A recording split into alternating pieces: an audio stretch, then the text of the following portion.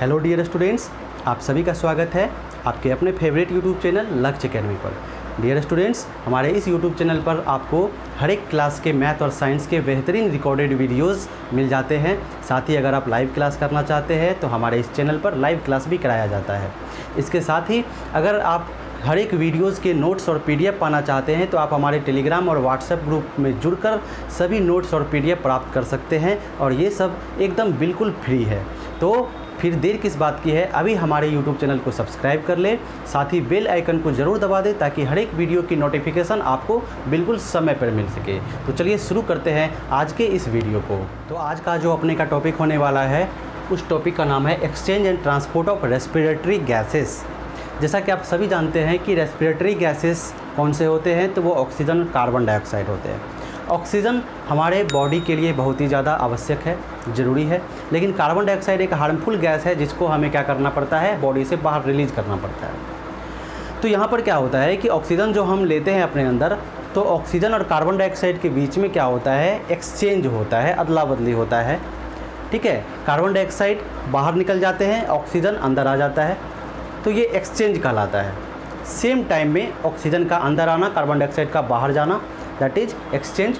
और उसके बाद इस ऑक्सीजन का ट्रांसपोर्ट होता है with the help of blood की हेल्प से, प्लाज्मा की हेल्प से ये ऑक्सीजन बॉडी के अलग अलग पार्ट्स तक पहुंचा दिए जाते हैं। तो आज के टॉपिक में हम लोग यही पढ़ने वाले हैं कि एक्सचेंज कहाँ कहाँ होता है और ट्रांसपोर्ट किस तरह से होता है। तो चलिए सबसे पहले आपके सामने ये एक डायग्रामेटिकली मैंने आपको समझाने का प्रयास किया है। आपको ये चीज़ ज़्यादा अच्छा से समझ में आएगा जब हम सर्कुलेटरी सिस्टम पढ़ेंगे। ठीक है, फिर भी यहाँ पर मैं आपको कोशिश कर रहा हूँ कि आपको अच्छे तरीके से यहाँ पर समझा दिया जाए। तो देख लीजिए यहाँ पर सबसे पहले क्या हो रहा है कि ये लंग्स है हमारा, ये हमारा हार्ट है और ये हमारे टिश्यू है।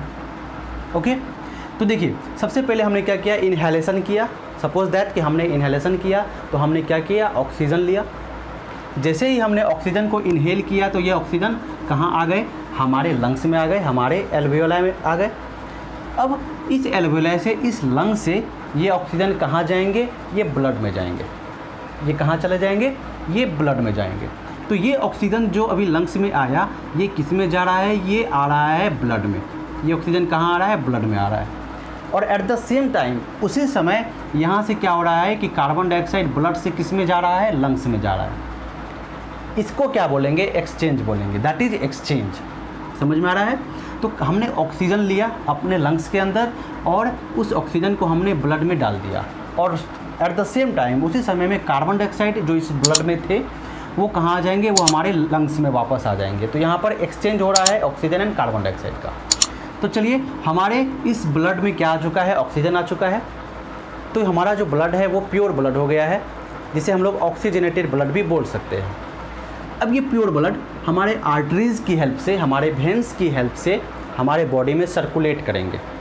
तो किस तरह से करेंगे, तो यहाँ पर देखिए कि ये जो ऑक्सीजन अभी लंग्स से हमारे ब्लड में आया, ये पल्मोनरी वेन की हेल्प से, ये आर्टरी, वेन्स और कैपिलरीज क्या होते हैं, अगर आपको आइडिया है तो ठीक है, नहीं है तो सर्कुलेटरी सिस्टम में आप इसे अच्छे से जान पाएंगे। Artery, veins and capillaries are the medium for transport of blood को ट्रांसपोर्ट कराने का ये मीडियम है। तो ऑक्सीजन इस पल्मोनरी वेन्स के द्वारा ये प्योर ब्लड कहाँ आ जाएंगे, ये हमारे हार्ट में आ जाएंगे। ओके, फिर हमारे हार्ट के द्वारा जब ये हमारा हार्ट फिर से पंप करेगा तो फिर ये ब्लड क्या होगा, इस हार्ट से बाहर निकलकर इस नए वेन्स में, एक नए आर्टरी में चला जाएगा जिसे हम लोग एओर्टा कहते हैं। तो हार्ट से ये प्योर ब्लड कहाँ आया, इस आर्टरी एओर्टा में आया, और ये कहाँ पहुँच गया, टिश्यू में पहुँच गया।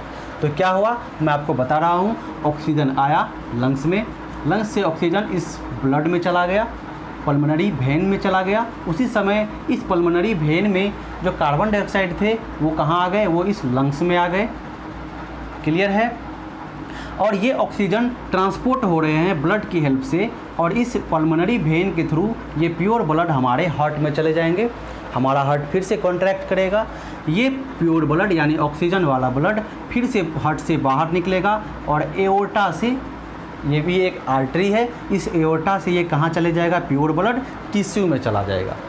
अब हमारे इस टिश्यू को क्या मिल चुका, ऑक्सीजन मिल चुका। तो अब इस टिश्यू में क्या होगा, रेस्पिरेशन होगा, एनर्जी रिलीज़ होगी, और इसके साथ ही एक वेस्ट प्रोडक्ट भी तैयार होगा जिसे हम लोग कार्बन डाइऑक्साइड बोलते हैं। अब ये कार्बन डाइऑक्साइड क्या होगा, ये कार्बन डाइऑक्साइड आ जाएंगे फिर से हमारे ब्लड में, ठीक है। ये कार्बन डाइऑक्साइड कहाँ आ जाएगा, हमारे ब्लड में आ जाएगा। अब देखिए यहाँ पर एक और जगह क्या हो रहा है, एक्सचेंज हो रहा है। कहाँ कहाँ एक्सचेंज हो रहा है, इसमें क्या चीज़ है, इस एओर्टा में ऑक्सीजन है और टिश्यू में पहले से कुछ ना कुछ कार्बन डाइऑक्साइड बने हुए हैं, तो वो कार्बन डाइऑक्साइड है, ठीक है। तो एक एक्सचेंज यहाँ पर होगा कि ये ब्लड कैपिलरीज और ये टिश्यू, यहाँ से ऑक्सीजन टिश्यू में आ जाएंगे और टिश्यू से कार्बन डाइऑक्साइड कहाँ चला जाएगा, ब्लड में चला जाएगा। एक एक्सचेंज यहाँ हुआ। एक एक्सचेंज कहाँ हुआ, एक एक्सचेंज हुआ लंग्स और ब्लड कैपिलरीज के बीच में। दूसरा एक्सचेंज हमने देखा टिश्यू और ब्लड कैपिलरीज के बीच में, ठीक है। तो अब इस टिश्यू में क्या हो गया, कार्बन डाइऑक्साइड रिलीज हो गए। अब ये कार्बन डाइऑक्साइड आ गया हमारे ब्लड में, तो हमारा ब्लड कैसा हो गया, इम्प्योर हो गया, यानी डीऑक्सीजनेटेड ब्लड हो गया। अब ये इम्प्योर ब्लड हमारे इस नए आर्टरी के द्वारा, जिसे वेन्स के द्वारा, जिसे हम लोग वेना कावा बोलते हैं, इस वेन्स के द्वारा ये इम्प्योर ब्लड चले जाएंगे हमारे हार्ट में।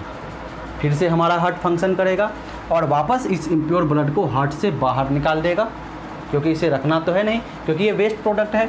तो ये फिर से ये इम्प्योर ब्लड एक नए आर्टरी के द्वारा, जिसका नाम है पल्मोनरी आर्टरी, इसके द्वारा ये इम्प्योर ब्लड कहाँ चले जाएंगे, वापस हमारे लंग्स में चले जाएंगे। और ये इम्प्योर ब्लड यानी कि जो कार्बन डाइऑक्साइड है यहाँ पर भी एक्सचेंज होगा, ये कार्बन डाइऑक्साइड हमारे लंग्स में आ जाएंगे और ऑक्सीजन अंदर आ जाएगा। तो फिर से एक एक्सचेंज हो रहा है। अब ये कार्बन डाइऑक्साइड एक्सहेलेशन के द्वारा हमारे बॉडी से, हमारे लंग्स से बाहर चला जाएगा और ऑक्सीजन अंदर आ जाएगा। इट मीन्स यहाँ पर एक्सचेंज जो हो रहा है वो कहाँ कहाँ हो रहा है, इस चीज़ को हम लोग देखते हैं। जो एक्सचेंज ऑफ गैसेस हो रहा है वो किस किस जगह हो रहा है, उस साइट को देखते हैं। First exchange takes place between lungs and blood capillaries. Lungs and blood capillaries, जो पहला एक्सचेंज है हमारा वो कहाँ पर है, बिटवीन ब्लड एंड लंग्स या एल्वेओलाई। तो first exchange between alveoli and blood, ठीक है। इस लंग्स के एल्वेओलाई में ऑक्सीजन आया, इस ब्लड में पहले से कार्बन डाइऑक्साइड है। अब यहाँ पर ऑक्सीजन ब्लड में जाएगा, कार्बन डाइऑक्साइड ब्लड से बाहर आएगा। एक एक्सचेंज यहाँ हो गया। दूसरा एक्सचेंज कहाँ हो रहा है, तो दूसरा एक्सचेंज हमारा इस टिश्यू के पास हो रहा है। कहाँ कहाँ हो रहा है, तो ये ब्लड है और ये टिश्यू है। अब इस ब्लड से ऑक्सीजन अंदर आ रहा है और कार्बन डाइऑक्साइड बाहर निकल रहा है। सेम टाइम में ऑक्सीजन का आना, कार्बन डाइऑक्साइड का बाहर जाना, या कार्बन डाइऑक्साइड का आना, ऑक्सीजन का बाहर जाना, ये क्या कहलाएगा, ये एक्सचेंज कहलाएगा। तो सेकेंड जो एक्सचेंज हो रहा है यहाँ पर वो हो रहा है ब्लड कैपिलरीज के बीच में एंड टिश्यू के बीच में, ठीक है। तो यहाँ पर दो एक्सचेंज देखने को मिल रहे हैं बिटवीन एल्वेओलाई, लंग्स के एल्वेओलाई और ब्लड कैपिलरीज के बीच में, एंड सेकेंड ब्लड कैपिलरीज और टिश्यू के बीच में, ठीक है। तो इस तरह से क्या होता है, गैसियस एक्सचेंज होते हैं, ऑक्सीजन को ब्लड में लिया जाता है, फिर टिश्यू में क्या होता है, रेस्पिरेशन होता है, जिससे कार्बन डाइऑक्साइड रिलीज होते हैं और उस कार्बन डाइऑक्साइड को फिर से हमारे लंग्स से बाहर निकाल दिया जाता है। तो यहाँ पर एक्सचेंज होता है और ब्लड के द्वारा ट्रांसपोर्ट होता है, ठीक है। तो ये जो ऑक्सीजन है ये हमारे हर एक सेल्स को, हर एक टिश्यू को चाहिए, क्योंकि हर एक टिश्यू को एनर्जी की रिक्वायरमेंट होती है। और इस टिश्यू तक ऑक्सीजन पहुंचाने का काम, यानी ट्रांसपोर्ट का काम कौन कर रहा है, तो हमारा ब्लड कर रहा है, ठीक है। तो ये जो टॉपिक है आपका exchange and transport of respiratory gases, ये बेहद ही इंपॉर्टेंट टॉपिक है, जिसको आप लोग सर्कुलेटरी सिस्टम में और डिटेल में पढ़ेंगे। अब एक छोटा सा एक क्वेश्चन है, आपके मन में आ रहा होगा कि ये ऑक्सीजन, इस कार्बन डाइऑक्साइड और ऑक्सीजन का एक्सचेंज हो कैसे जाता है, वो किस बेसिस पर होता है। तो मैं आपको यहाँ थोड़ा सा बता देता हूँ। इसका बेसिस है partial pressure. The basis is partial pressure.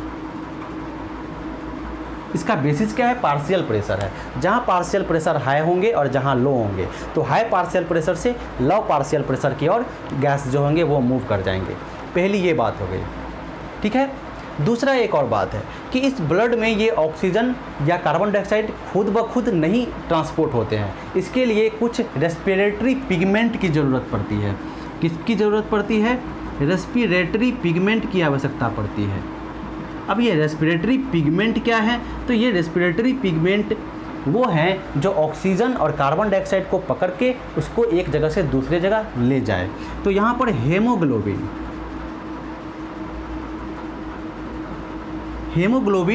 Oxygen के लिए रेस्पिरेटरी पिगमेंट का काम करता है।